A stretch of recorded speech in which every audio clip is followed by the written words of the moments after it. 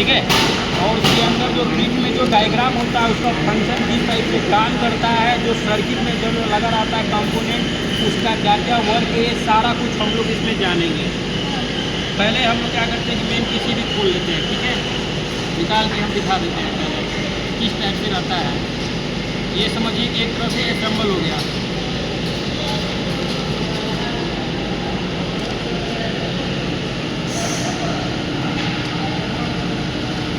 ये एक तरह से असेंबल हो गया। फुल्ली हम लोग पढ़ने जा रहे हैं इंडक्शन।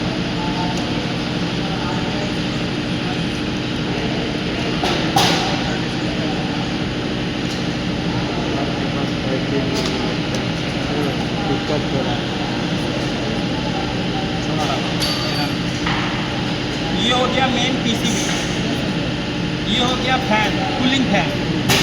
ये मेन एमसीबी, ये पीसीबी हो गया, ये कूलिंग फैन हो गया, ये मेन कॉइल हो गया, ठीक है।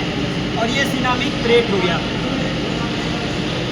यूजर मैनुअल हो गया। ये जो किट है यूजर मैनुअल है। यहाँ तक सही है? क्या क्या लगा इंडक्शन में, पहले सामान लिखिए, पहले सामान लिखिए। एक इंडक्शन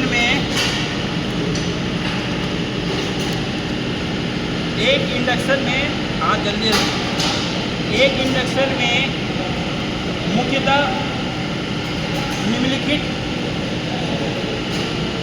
पार्ट्सों का यूज होता है। पहला मेन कॉइल, दूसरा पीसीबी, मेन कॉइल के बाद पीसीबी, तीसरा कूलिंग फैन, चौथा थर्मोसेंसर। थर्मोसेंसर ऐसे दिखाइए। ये thermosensor, main coil, PCB, cooling fan, सही है। ये सेंसर है, थर्मोसेंसर। क्या क्या लिखे तो में बताइए। ठीक, ये हो गया thermosensor, main coil, PCB, cooling fan, ये सिनामिक प्लेट। देखो जल्दी से, ये नीचे वाला जो एरिया है सिनामिक प्लेट, जिस पे बर्तन रखते हैं। और चौथा यूजर मैनुअल, यूजर मैनुअल ये वाला सिनामिक प्लेट, सिनामिक प्लेट हो गया।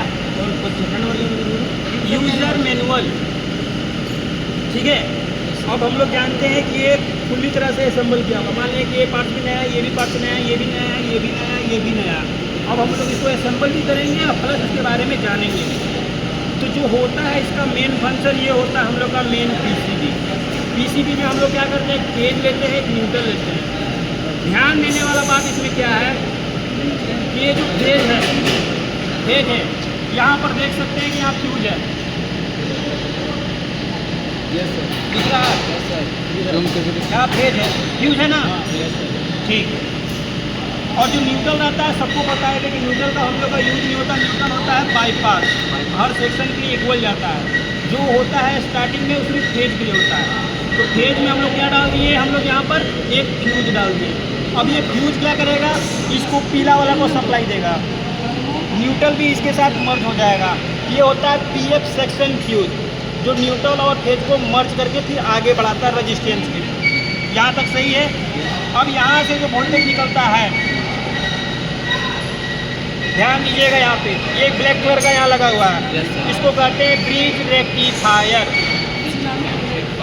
इसका 1 लेग, 2 लेग, 3 लेग, 4 लेग। ये जो सेकेंड में लगा हुआ है ये होता है IGBT। ये जो लगा हुआ है सेकेंड में ये होता है IGBT 3 लेग का। यहाँ तक सही आ गया। जो हमारा फेज वोल्टेज, फेज और न्यूट्रल यहाँ आया, फेज और न्यूट्रल यहाँ आया, AC। अब ये क्या किया है कि यहाँ 2 लेग दिख रहा है। अब यहाँ से फेज और न्यूट्रल DC 300 वोल्ट लेके चला। हम लोग दिए कितना, 230। DC बनाया 300 DC। अब ये 300 DC का अकेले तो यूज करेगा नहीं, अब यहाँ से सर्किट डायग्राम से होते हुए यहाँ पर देखिएगा एक लगा हुआ होगा, ये देखिए MCU लगा हुआ है यहाँ पे। इसका फंक्शन क्या है कि ये जो 300 वोल्ट लेके चला, ये आधा एरिया समझिए कि SMPS है, SMPS है। इसमें क्या कर दिया, 18 वोल्ट दे दिया, 3 वोल्ट दे दिया, 5 वोल्ट दे दिया, क्योंकि हमको को हर जगह देना है।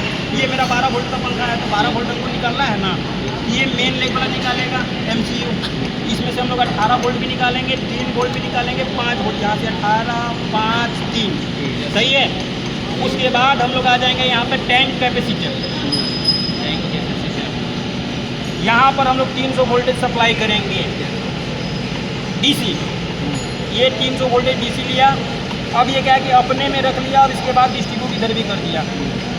अब ये कॉइल के बगल में एक और कैपेसिटर लगा हुआ है जो सुरक्षित रखता है DC, अपने पास सेव करके रखे रहता है, जस्ट लाइक ए बैटरी। हम लोग का जो इंडक्शन काम करता है, कैसे काम कर रहा है ध्यान दीजिएगा। कभी हम लोग इंडक्शन में कोई बर्तन चलाते हैं, बर्तन गर्म हो जाएगा लेकिन प्लेट गर्म नहीं होगा। कारण क्या है कि ये जलता नहीं है, ये इलेक्ट्रोमैग्नेट पैदा करता है। मतलब अगर इसमें अगर हम लोग दिए हैं सप्लाई DC, ठीक है, DC सप्लाई दिए हैं, ये क्या करता है, अल्टरनेट करता है इसके माध्यम से, ये ब्लैक वाले के माध्यम से। ये क्या करेगा, कभी ये फेज बन जाएगा, कभी ये न्यूट्रल बन जाएगा, कभी ये फेज बन जाएगा, कभी ये न्यूट्रल बन जाएगा। मतलब चेंज होते रहेगा with in 1 second, 1 lakh bar change होता है। 1 सेकंड में 1 लाख बार टर्न मारता है, phase neutral neutral phase neutral neutral neutral phase.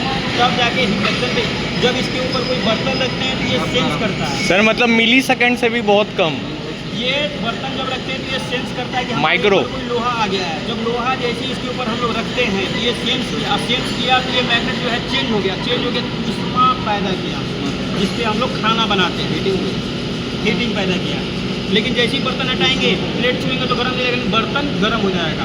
वो क्या किया कि क्रॉस कर दिया, जैसे मैग्नेट में के नॉर्थ साउथ में धकेलता है, साउथ साउथ रहता है खींच लेता है, तो जस्ट उसी तरह का ये है। जब इसमें हम लोग सप्लाई देते हैं तो ये 1 लाख बार ही चेंज होता है DC 300 वोल्ट। कभी ये प्लस बन जाएगा, कभी ये माइनस बन जाएगा, कभी ये प्लस बन जाएगा, कभी ये माइनस बन जाएगा, तब जाके हम लोग का काम होता है। और सबसे अब हम लोग बता रहे हैं PCB का सारा फंक्शन समझ रहे हैं, कोई दिक्कत।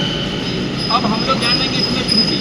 बहुत सारा इंडक्शन घर में बना होता है जिसमें लोग बोलता है कि हम इंडक्शन में लाइन देते हैं बंद हो जाता है, या बर्तन चढ़ाते हैं पे करने लगता है, फिर काम नहीं करता।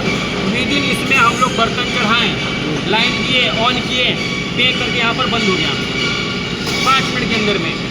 उसको हम लोग कैसे ठीक करेंगे, उसको हम लोग ये 501 नंबर स्विच लगा हुआ है, यहाँ देखिए ध्यान से लिखा हुआ है 501 या 502, 501 लिखा हुआ है। हम तो देखे नहीं, बता दी, तो आप लोग भी ध्यान में रखे रहिएगा। जो यूज होता है PC में 501, 502।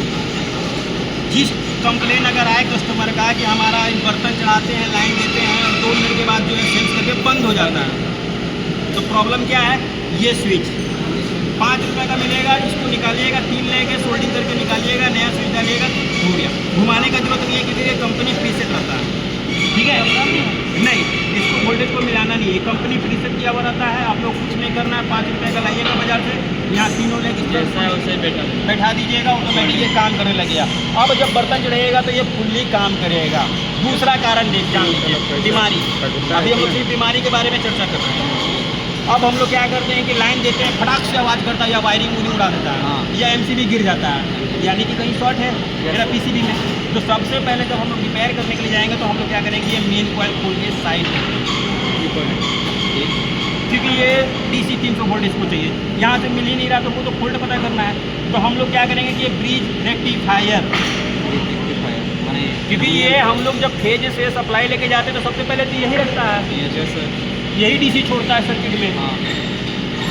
अगर स्टार्टिंग में अगर हम तुमको पैसा देंगे तो तुम ही तो मांगेंगे, उससे तो मांगेंगे नहीं। उसी तरह इसको दिए यही खराब होगा, यानी कि जब लाइन दे रहे हैं शॉर्ट कर जा रहा है, MCB गिर जा रहा है, या तार जल जा रहा है, या बल्ब ब्लास्ट हो जा रहा है। तो हम लोग क्या करेंगे, ब्रिज रेक्टिफायर नंबर इसमें लिखा हुआ रहेगा, सेम नंबर का रेक्टिफायर ला के यहाँ सोल्डिंग कर देना है और इस बढ़िया तरीके से पैक कर देना हीट सिंक के साथ में।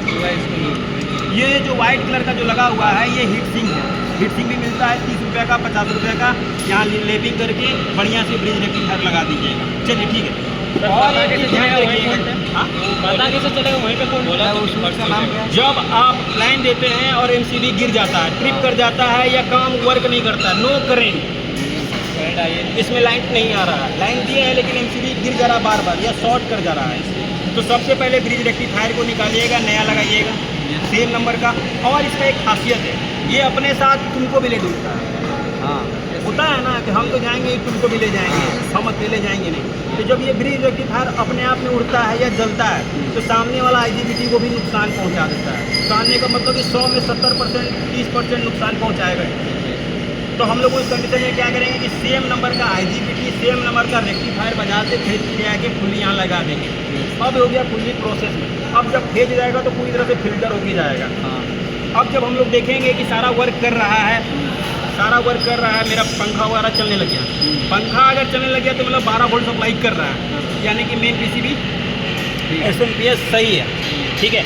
उसके बाद अगर हीटिंग नहीं कर रहा है तो हम लोग क्या करेंगे, टैंक कैपेसिटर और एक ये चेंज होने वाला सामान में ब्रिज रेक्टिफायर आप लिख लीजिए। चेंज होने वाला सामान में अगर इंडक्शन हीटर अगर ख़राब होता है,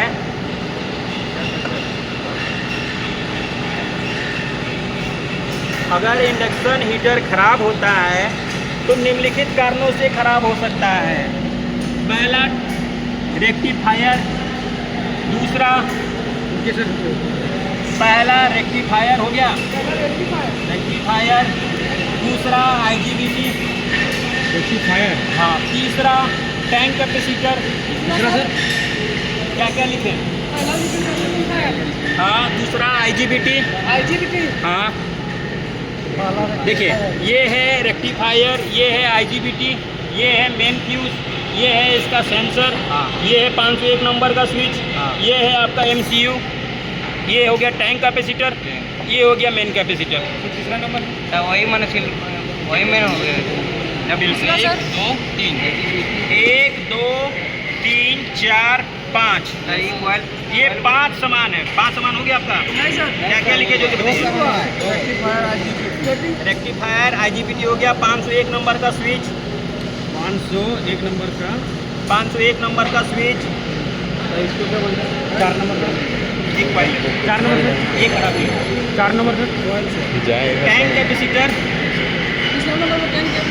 हाँ, 5 माइक्रोफैराड, एल्यूमिनियम का प्लेट, अरे ये हीट सिंक है भाई। 4 नंबर में क्या बोले, एक कैपेसिटर हो गया, टैंक कैपेसिटर और एक मेन कैपेसिटर, नंबर सब में लिखा हुआ है।